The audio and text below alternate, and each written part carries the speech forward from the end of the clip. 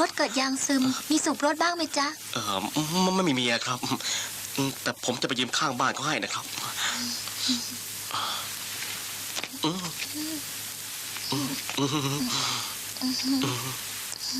ไม่ต้องก็ได้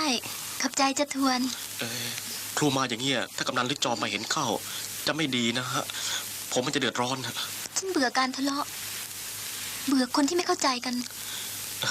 พวกเราบ้านใต้รักสงบไม่ชอบหาเรื่องกับใครอะทำมาหากินอย่างสุจริตครับ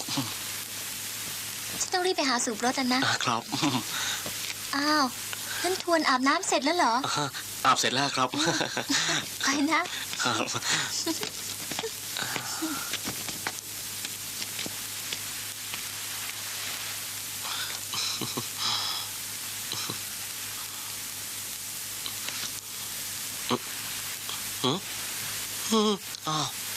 โถ่เอ้ย